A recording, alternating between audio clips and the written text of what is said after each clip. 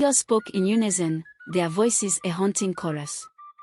We are the spirits of the forest, bound by ancient ties to your ancestors. You carry our child, the child of our union. You must complete your journey, or our wrath will consume you and your village. Trembling, Yuzo nodded, his resolve strengthening despite the terror that gripped him. The figures faded into the darkness, leaving him alone once more. The path ahead was clear.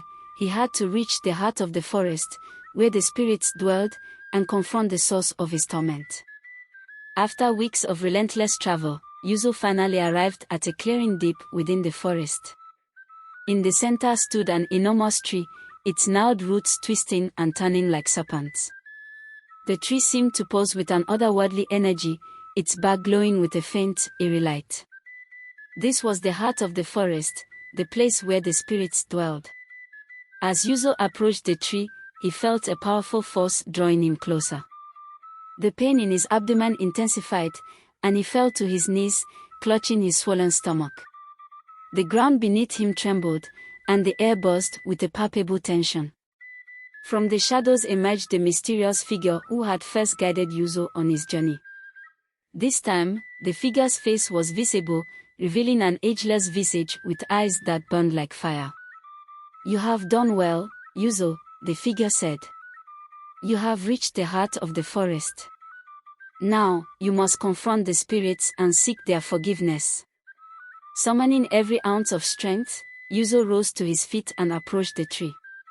He placed his hands on its bark and closed his eyes, focusing on the life force that pulsed within.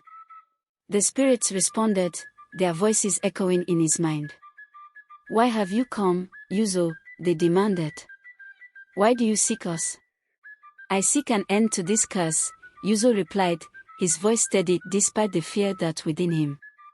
"I wish to free myself and my village from this torment. Please, tell me how."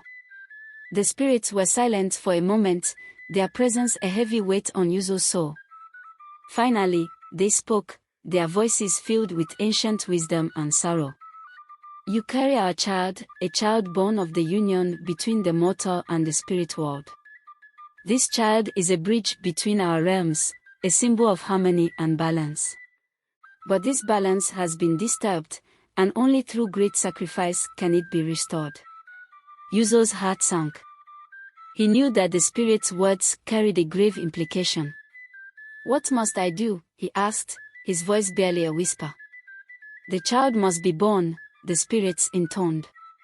"But to bring forth this new life, you must give up your own. Your sacrifice will restore the balance and bring peace to both our worlds." Tears streamed down Yuzo's face as he realized the full weight of his fate. He had come seeking an end to his suffering, but the price was far greater than he had ever imagined.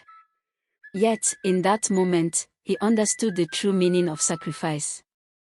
His death would bring life, not just to the spirit child, but to his village and the forest itself. With a heavy heart, Yuzo nodded. "I accept my fate," he said. "Let the child be born." The spirits began to chant, their voices rising in a harmonious crescendo.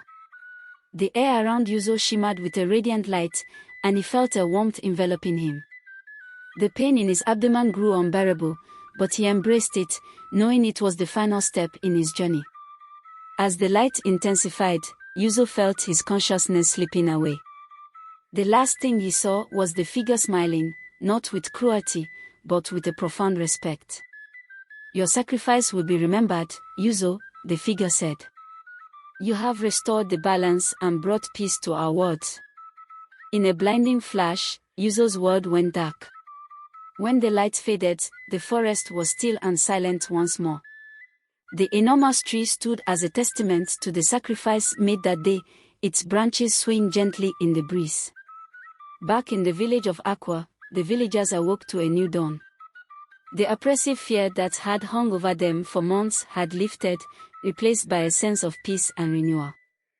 They didn't know the full extent of Yuzo's sacrifice, but they felt its impact. The crops grew lush and abundant, the animals returned to the forest, and harmony was restored. Yuzo's family mourned his loss, but they also celebrated his bravery.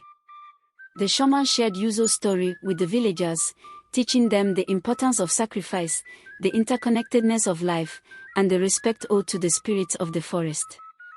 Yuzo's name became legend, a reminder that even in the face of great misery and horror, there is the potential for redemption and harmony through selflessness and courage.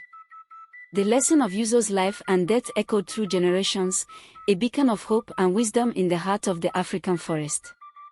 This story teaches us that true heroism involves self-sacrifice for the greater good, and that respecting the natural and spiritual worlds is essential for maintaining harmony and balance in life.